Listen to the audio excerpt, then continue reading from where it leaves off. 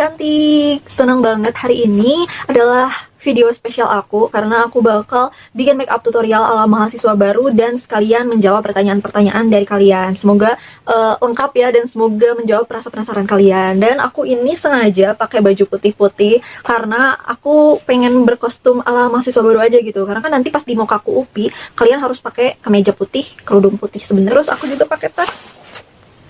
Tapi kalau mau ke aku kayaknya lebih enak pakai tas ransel kali ya, biar kalian itu jalannya nggak repot sama tas yang kayak begini gitu loh. Dan kemejanya itu harus polos guys, nggak boleh yang ada kayak gini. Cuman aku dari kemarin mencari kemeja yang waktu itu aku pakai untuk mau ke aku UPI, cuman nggak ketemu, nggak tahu udah dikasihin ke orang atau gimana ya, pokoknya aku nggak nemu. Jadi nggak apa-apa ya, aku pakai ini aja. Terlepas dari kita sekarang kepastian mau kakunya itu online atau offline, cuman gak apa-apa lah ya, walaupun nanti keputusannya online kan kita tetap harus tampil segar. Jadi aku udah explore beberapa kali dan kayaknya ini sih mempan ya untuk biar kalian terlihat segar gitu saat aspek. Jadi pertama-tama aku pakai ini dulu. Ini tuh Everwhite Day Cream. Dan kalau menurut aku sih dia bisa berfungsi sebagai tone up cream. Jadi ini itu adalah krim buat naikin warna tone kulit kalian. Jadi kalau misalkan kalian pakai ini, itu tuh bikin kulit kalian nggak akan kusam. Misalkan emang sih kalian bakal tetap keringetan pas siang atau pas sore misalkan, tapi kalian itu nggak akan kusam. Biasanya kan kalau keringetan tuh langsung kayak warna kulitnya balik lagi ke awal. Tapi kalau kalian pakai tone up cream, itu tuh nggak akan ngebikin kulit kalian kusam gitu loh. Dan sebenarnya banyak ya tone up cream yang lebih murah daripada Everwhite, cuman kebetulan aku waktu itu beli ini dan cocok. Sama sekali nggak bikin beruntusan, nggak bikin jerawatan, padahal kulit aku itu gampang banget yang namanya jerawatan atau kayak jadi geradakan gitu kalau misalkan nggak cocok sama suatu produk makeup. Nah, aku contohin ya di sini cara pakainya gimana, biar kalian bisa tahu sebenarnya harus sebanyak apa sih pakai tone up cream biar kelihatan tapi nggak medok gitu ya, nggak terlalu putih. Soalnya aku pakai tuh segini, jadi nggak terlalu dikit, nggak terlalu banyak. Ya sebenarnya kalian harus pakai sampai bagian wajah yang tertutup oleh bagian kerudung kalau kalian pakai kerudung, cuman ya nggak apa-apa ya. Kadang aku suka malas sih. Nah, terus kalian tinggal ratain doang. Pastiin tangan kalian udah bersih.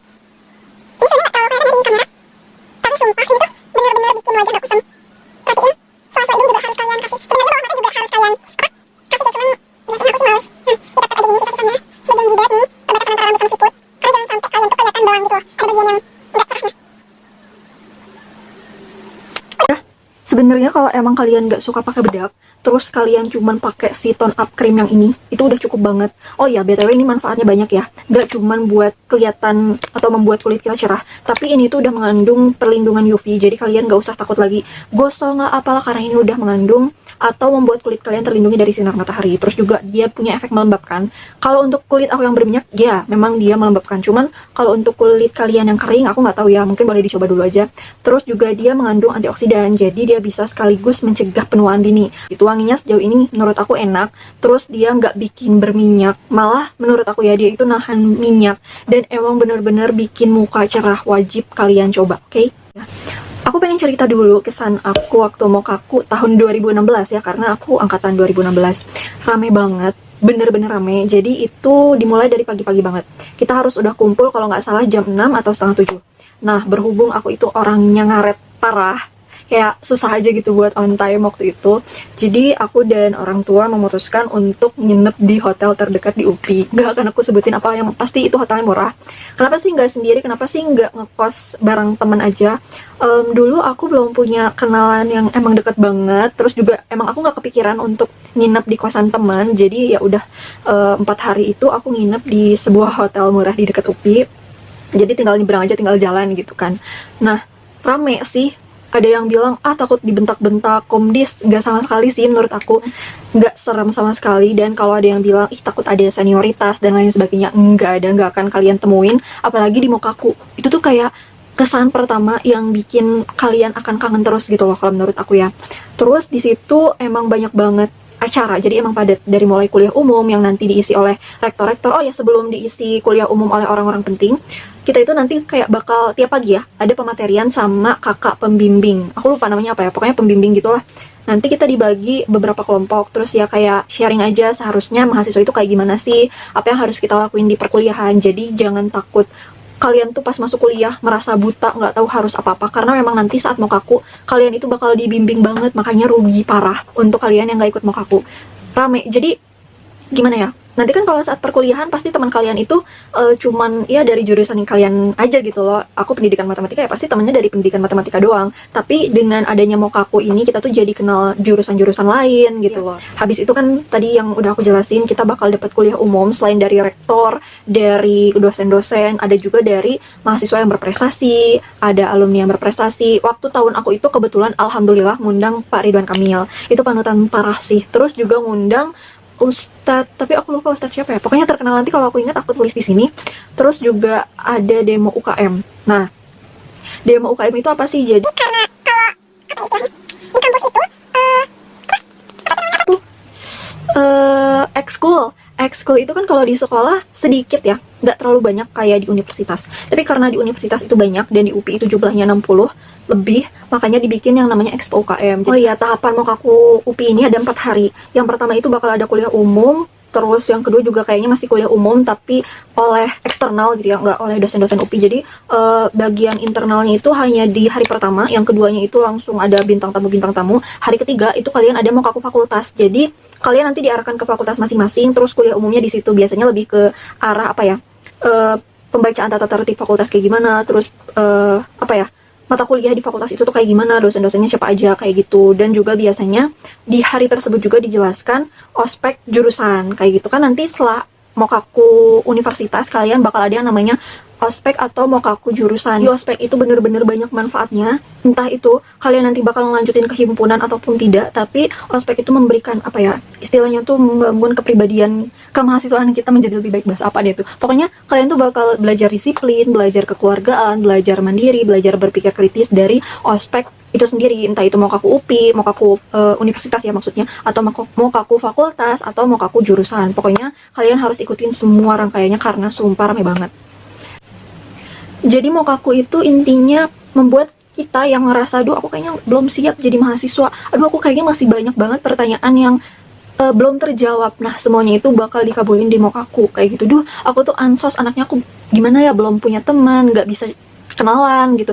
Dengan kalian ikut Mokaku, kalian itu apa ya, gimana ya, ketakutan kalian itu bakal sirna gitu loh. Lebay sih, tapi ya aku ngerasain ini gitu. Lanjut, karena tadi aku udah pakai tone up cream Ever White, sekarang aku bakal pakai blush on. Ini tuh dari Emina yang coklat.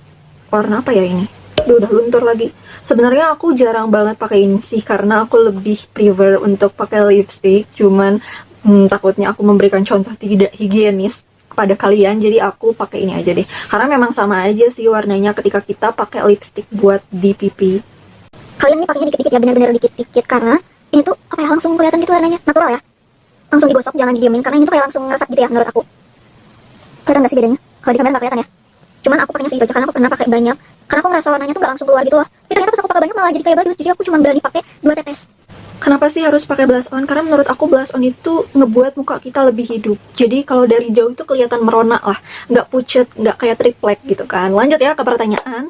Ada yang nanya juga nih, Kak, gimana sih rasanya kuliah di Universitas Pendidikan Indonesia? Jelas seneng ya, karena apalagi UPI itu adalah kampus impian aku selama ini gitu. Jadi pahit atau gimana ya, suka dukanya ya aku jadikan bahan aku bahagia aja gitu. Walaupun memang pernah ngerasa kayak, duh kayaknya aku salah jurusan, kayaknya aku nggak betah di sini. Tapi ingat lagi ketujuan awal kita itu apa, kuliah itu untuk apa gitu. Dan yang bikin aku seneng selain emang teman-temannya ramah, gimana ya, mungkin karena di tataran Sunda jadi orangnya tuh somea, ramah gitu kan, gampang senyum, mudah nyapa gitu, nggak jutek. Terus juga fasilitas di UPI itu lengkap banget, mulai dari masjid.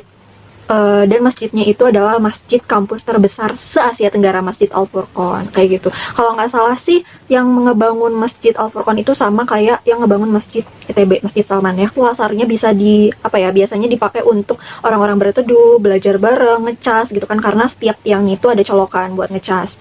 Terus juga apalagi ya, ada odong-odong di UPI. Aku nggak tahu kalian nyebutnya apa ya, tapi biasanya anak UPI itu nyebut kendaraan ini dengan odong-odong. Gratis, benar-benar gratis. Mau kalian itu mahasiswa UPI ataupun bukan, kalian boleh kok naik odong-odong. Emangnya juga ramah-ramah. Terus juga fasilitasnya super duper lengkap. Ada perpustakaan yang ada tempat buat ngerjain skripsi. Terus di dalam perpus juga ada kantinnya. Jadi kalau kalian lapar tinggal ke situ.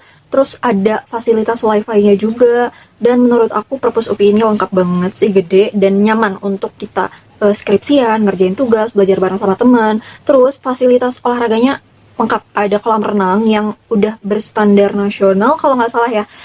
Terus juga ada lapangan buat kita jogging, buat lari. Di situ juga ada kayak apa ya, alat-alat penunjang olahraganya gitu loh. Terus juga ada lapangan baseball kalau nggak salah. Aku lupa, pokoknya banyak banget macam-macam lapangan di UPI yang bisa kalian manfaatin. Nah, terus ada lagi fasilitasnya itu adalah poliklinik. Jadi kalau kalian lagi ngerasa nggak enak badan atau pengen periksa kesehatan gigi, kalian bisa langsung datang aja ke poliklinik. Kalau nggak salah sih tinggal tunjukin KTM, terus kalian bayarnya murah atau bahkan gratis ya. Aku lupa sih karena aku belum pernah ke poliklinik ya. Yang terakhir adalah jajanannya.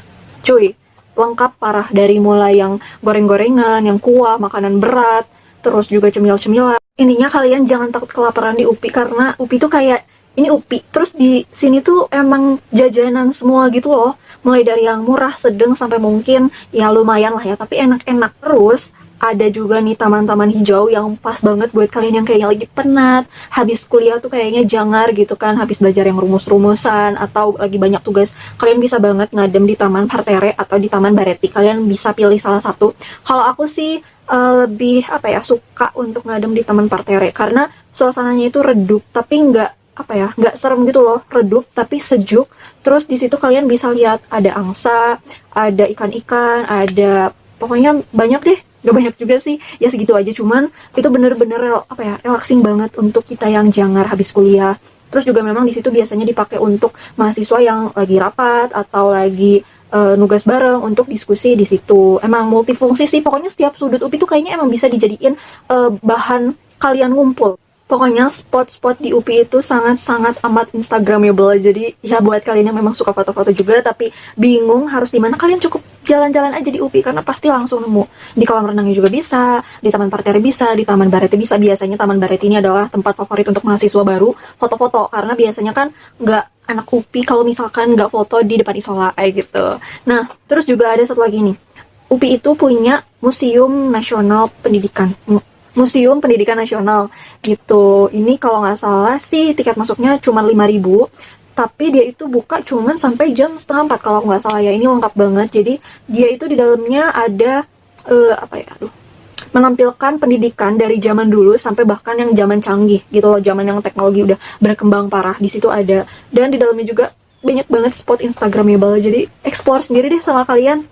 Kak, misalkan nih aku pengen ikut UKM, terus nanti kalau misalkan kumpul UKM, apakah selalu kita kumpul-kumpulnya di outdoor kayak yang tadi kakak sebutin? No way, kalian punya ruangan sendiri gitu loh. Jadi emang sih nggak semua UKM kalau nggak salah ya punya ruangan sendiri, tapi kebanyakan UKM itu punya ruangan indoor sendiri.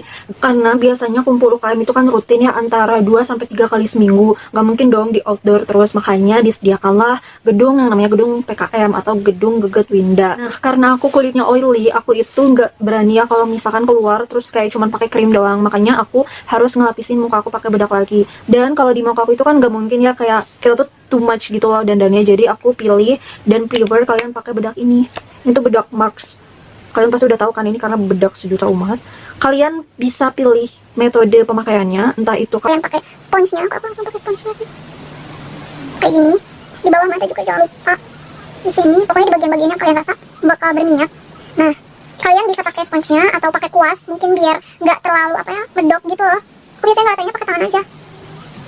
Atau kalian diamin dulu. Setelah kalian pakai spons tadi nih, kalian diamin dulu sampai sebagian bedaknya itu ngeresap sendiri, baru nanti kalian ratain pakai kuas kayak gitu sih katanya. Kalau misalkan bedaknya didiemin itu tuh bakal lebih tahan lama gitu loh, dia bakal lebih kuat nahan minyak kayak gitu. Tapi kayaknya gini aja cukup sih kayak gitu. Dan ini adalah bedak yang super ringan. Terus kayak karena aku pilih yang invisible, dia itu jadi nggak kelihatan pakai apa-apa sebenarnya, tapi dia mengunci apa yang sudah kita pakai sebelumnya. Makanya aku prefer atau rekomend kalian pakai tone up cream dulu sebelumnya gitu. Nah, pertanyaan yang satu ini banyak banget ditanyain sama kalian. Kak, bedanya mahasiswa dengan siswa itu apa sih? Oke, kalian udah sering dengar kan pasti kalau misalkan kehidupan mahasiswa itu individualis. I think itu tuh bukan individualis gitu loh, tapi memang kita ada di tahapan yang ngebuat kita harus lebih mandiri. Kayak gini contohnya, misalkan dulu kamu nilainya jelek waktu SMA. Terus biasanya tuh kan yang ngejar-ngejar untuk remedial itu guru ya. Ayo, Samsudin misalkan, ayo kamu remedial, ayo kamu belum.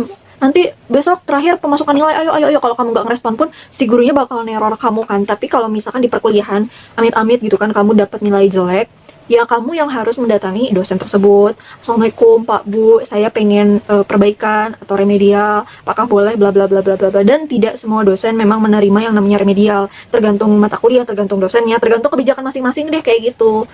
Makanya berdoa aja semoga kalian nilainya selalu baik gitu di perkuliahan. Dan memang kalau misalkan kalian nih nggak bisa perbaikan dan nilainya itu misalkan D atau E, ya mau nggak mau kalian harus mengulang itu di tahun berikutnya, nggak gitu. Terus juga ada yang nanya, Kak kalau misalkan nanti aku jadi mahasiswa boleh sambil kerja nggak sih?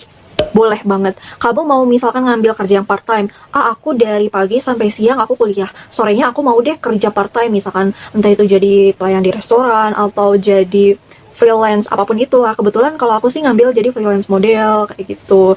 Dan ya udah sih itu aja aku. Kalian bebas banget mau kerja apapun itu, nggak ada yang larang. Atau kalian mau bener-bener kuliah sambil kerja, alias pas kuliah kalian misalkan bawa dagangan, ya bawa jualan, opium gitu istilahnya mah, boleh banget, nggak akan ada yang larang kayak gitu loh, asalkan tidak mengganggu perkuliahan. Misalkan dosen lagi ngejelasin terus kalian tiba-tiba jualan makanan gitu kan, nah itu yang dilarang. Boleh banget kok, memang kan harusnya jadi mahasiswa itu mencoba segala sesuatu ya. Dengan bekerja juga kalau menurut aku itu bakal lebih ngebuat kalian itu punya tanggung jawab atas diri kalian sendiri. Karena kan di dunia kerja itu pasti belajar gimana sih caranya nge-manage waktu, gimana sih caranya untuk berkomunikasi dengan pelanggan dengan baik, gimana sih caranya apa ya istilahnya menyelesaikan pekerjaan dengan baik, gimana caranya bekerja sama dalam tim kayak gitu. Jadi gak ada yang gak boleh sih selama di perkuliahan, semuanya boleh explore aja. Dan kalau misalkan kalian punya kemampuan public speaking, kalian boleh banget jadi MC di perkuliahan. Kan banyak tuh event-event himpunan, entah itu seminar, entah itu konser, kalian bisa nawarin untuk jadi master of ceremony. Karena itu juga yang aku lakukan, lumayan lah ya untuk nambah uang jajan bulanan kayak gitu. Kak, apakah benar kalau misalkan di dunia perkuliahan itu susah cari temen? Enggak juga sih. Ya dibilang susah enggak, dibilang gampang juga enggak. Tapi di perkuliahan itu kalian bakal dapet temen yang satu visi, satu misi sama kalian. Kalau memang, duh Kak aku udah semester 4 nih gak dapet teman-teman yang cocok, ya berarti memang belum ada yang satu visi dan satu misi sama kamu. Kalau misalkan, bisa dibilang gini ya, kalau di sekolah itu kalian bisa dapet teman dengan mudah. Karena misalkan kalian itu punya masalah yang sama atau ngegibahin orang yang sama gitu kan, itu bisa langsung jadi teman. Memang seiring berjalannya waktu teman-teman itu akan tidak lebih banyak dari yang kita punya dulu gitu loh, akan terseleksi sendiri. Dan menurut aku itu nggak usah disedihin, karena juga kan namanya seleksi alam, kita terus berkembang, orang ada yang ke kiri, ada yang ke kanan, ada yang lurus, kita nggak bisa memaksakan orang tersebut untuk selalu bersama kita kalau memang tidak sejalan. Galau ya, ya pokoknya gitulah, semangat terus pokoknya. Jangan pernah putus asa, apapun yang terjadi di dunia perkuliahan nikmatin aja. Kak gimana sih caranya beradaptasi di dunia perkuliahan? Biasanya kan kalau SMA itu kita kayak masih menye-menye, masih geng-gengan kayak gitu. Gimana sih caranya biar kita bisa menyesuaikan, lah ini loh gue mahasiswa baru, gue emang udah mahasiswa gitu kan. Gimana caranya let it flow, jalanin aja. Karena itu tuh ya kalau kalian emang semester 1 belum siap untuk jadi mahasiswa yang sesungguhnya, ya mau kayak gimana lagi gitu kan. Tapi kalau saran aku sih, ikutin kegiatan-kegiatan yang kalian belum pernah ikut pas waktu sekolah. Kayak misalkan aku waktu di SMA, aku cuma ikut OSIS doang. Dan ya itu pun gitu-gitu aja lah ya, nggak terlalu serius. Di perkuliahan aku mulai mencoba untuk explore apa sih soft skill yang pengen aku asah. Oh aku kayaknya butuh nih soft skill public speaking, jadi aku ikut UKM yang berbau ke radio-radio. Terus misalkan kalian bisa ikut komunitas-komunitas, entah itu komunitas fotografi misalkan, atau komunitas bahasa. Jadi banyak loh, nggak hanya UKM aja, tapi komunitas-komunitas juga banyak di UPI. Tapi pilih-pilih ya, karena memang kan pergaulan universitas itu luas banget. Jadi baik buruknya itu harus kalian yang filter sendiri gitu kan, kalian udah gede, jadi kalian harus tahu lah mana yang baik dan buruk untuk kalian gitu. Kak gimana sih biar kita itu dapat nilai yang bagus di semester 1? Kalau menurut aku, kalau memang kalian udah ada tujuan, oh aku pengen dapat IP segini di semester 1, walaupun memang saran dari aku sih jangan terlalu berekspektasi, karena itu kan waktunya kalian beradaptasi. Jadi kalian lihat-lihat dulu, oh aku harus kayak gini, oh aku baiknya gini. Jadi semester 1 itu memang diperuntukkan untuk kalian mengamati kalian itu kedepannya harus kayak gimana sih, kayak gitu. Tapi saran aku, kalau memang kalian pengen mencoba dari sekarang gitu, hilangkan kebiasaan kalian SKS, sistem kebut semalam. Walaupun memang banyak yang bilang aku bisa kok SKS, tapi ya menurut aku jangan sih ya, karena beban mata kuliah atau beban pelajaran di perkuliahan itu lebih banyak, tuntutannya juga lebih banyak, terus materinya juga jauh lebih apa ya, bukan pusing sih, lebih kompleks lah. Jadi kalian itu butuh waktu lebih lama kalau menurut aku ya untuk memahami apa yang sedang kalian pelajari kayak gitu loh. Misalkan belajar ada mata kuliah yang namanya teori ring, teori grup gitu ya di matematika.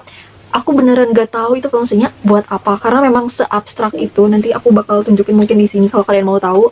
Tapi lama-kelamaan aku sadar memang dia tidak ada manfaat atau tujuan secara gamblangnya, tapi dia bisa satu nih melatih berpikir kritisnya kita. Yang kedua dia melatih ketelitian dan apa ya, kayak dia tuh bisa membuat kita lebih sabar gitu loh. Lebih sabar memahami, lebih sabar dalam mengerjakan soal. Terus selanjutnya aku bakal pakai alis. Ini sih bebas ya, terserah kalian mau pakai atau enggak. Tapi karena alis aku itu kan kayak tipis gitu loh. Jadi emang aku tuh kayaknya nggak bisa hidup tanpa alis gitu. Makanya aku pakai alis supaya terlihat segar. Harus ngaca ya teman-teman, maafin. Kalian kalau misalkan gambar alis buat ospek itu natural aja. Jadi jangan terlalu ditekan. Sisir pelan-pelan gitu searah. Sesuaikan dengan bentuk alis kalian. Kebetulan karena memang alis aku itu kotak gitulah ya, agak tegas, jadi makanya bentuk alis aku itu kotak. Yang satu yang deg-degan sih kalau bikin alis itu takut nggak sama, takut panjang sebelah. Aku juga dulu gitu, tapi lama-kelamaan memang tangan tuh jadi lentur sendiri gitu. Jadinya ya bagus sendiri, memang nggak akan ada yang bagus langsung gitu. Aku aja baru benar-benar bisa make up itu semester 4. semester 1 boro-boro kenal bedak aja alhamdulillah. Semester 2 mulai coba tapi kayak masih cemong-cemong gitu. Nah, habis aku pakai alis biar kelihatan natural, aku sisir alisnya. Jadi kayak disisir bagian depan di apa ya, biar lebih membaur gitu loh.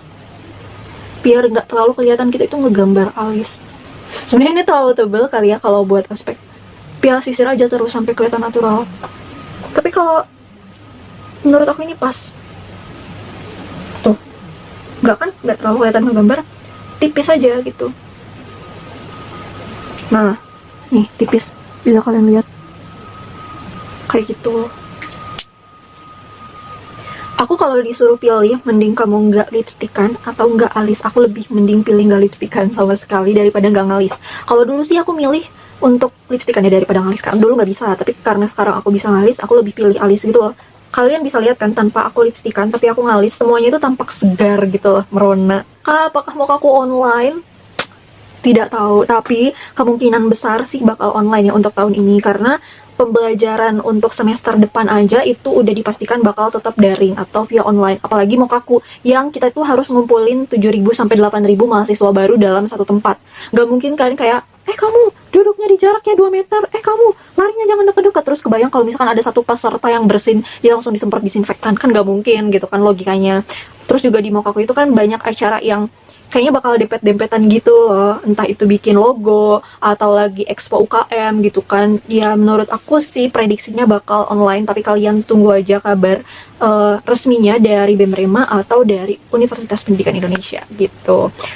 Terus juga ada yang nanya nih, kalau misalkan pembelajaran online itu bakal sampai kapan ya?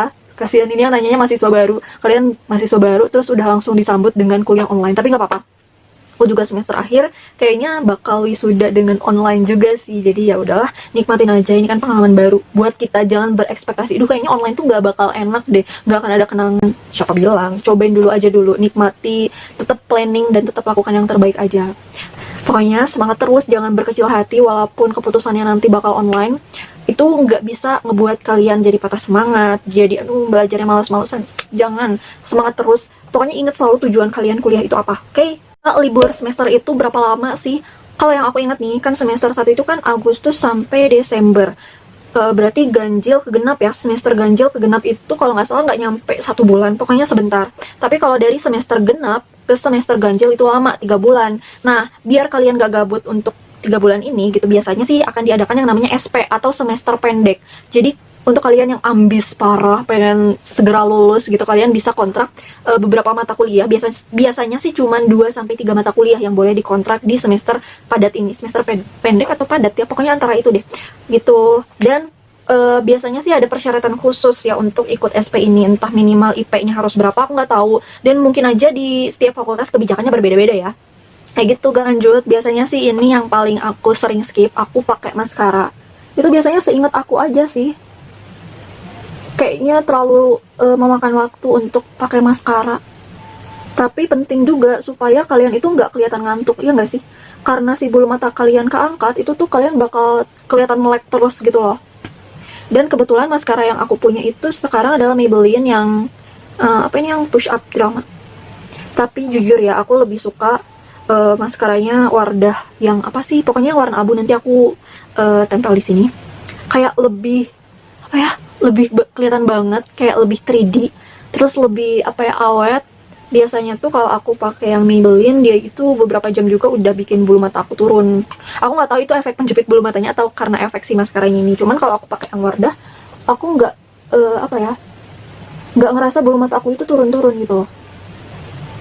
Cuman nggak tahu kenapa ya, aku nggak repurchase lagi yang Wardah, lagi pengen nyoba yang ini aja gitu.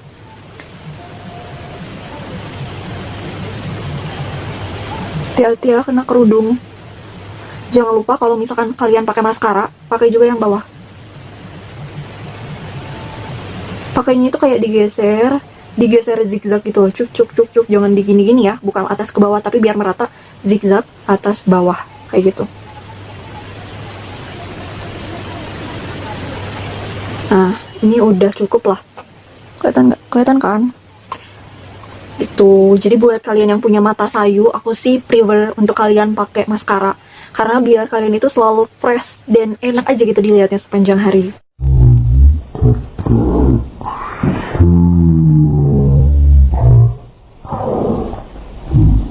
Sebelum ke tahap selanjutnya, aku mau pakai lip balm dulu. Jadi biar bibir kalian itu nggak kering.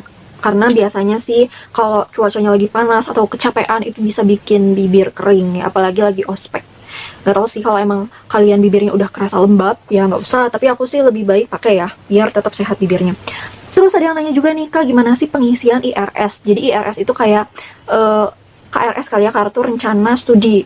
Kalau untuk semester 1 itu kalian masih di paket, jadi tenang aja, nggak usah takut, takut salah kontrak nih, takutnya temen-temen aku pada kontrak A sampai E, tapi aku malah kontrak F sampai J, itu ibaratnya ya. Nah, gak usah takut karena di semester awal itu udah di paket. Jadi nanti kalian punya dosen pembimbing masing-masing tiap jurusan itu, dan nanti si dosen pembimbingnya akan mengarahkan mata kuliah apa yang harus kalian kontrak. Aku lupa sih itu disebutin dulu nggak ya sama dosen pembimbingnya atau udah kontrak otomatis. Karena takut kebijakannya beda juga sih, aku kan tahun 2016, dan yang seingat aku sih waktu itu udah auto kontrak gitu loh, jadi aku tinggal cetak aja KRS-nya dan udah beres gitu. Nah, nanti untuk semester-semester kedepannya gitu loh, misalkan kalian pengen ngambil mata kuliah atas atau mengulang mata kuliah yang sebelumnya, itu bisa banget. Tapi memang ada persyaratannya, misalkan nih kalian IP-nya 3 lah, nah kalian itu bisa mengontrak di atas 24 atau di atas 21 SKS ya, aku lupa.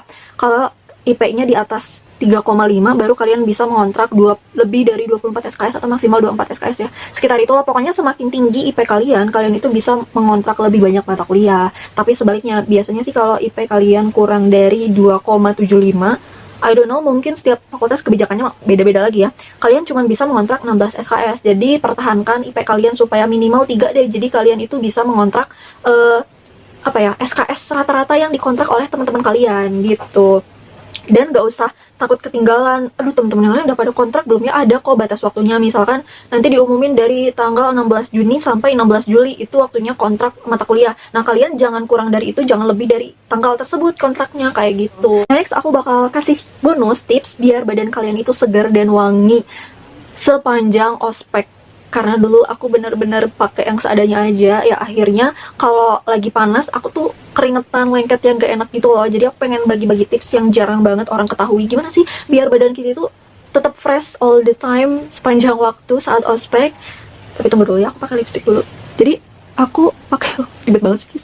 Jadi aku pakai lipstick itu kalau misalkan lagi ospek di tap-tap aja ya, jangan full bibir. Jadi biar kalian itu tetap terkesan polos, natural gitu. Tap. Segini juga sebenarnya udah cukup, tapi aku pakai yang atasnya juga. Nah, segini lah. Natural kan, walaupun ini tuh sebenarnya merah banget. Aku pakai lipstick Maybelline yang yang red, creamy match yang red. Nanti aku bakal cantumin aja di description box biar lebih jelas.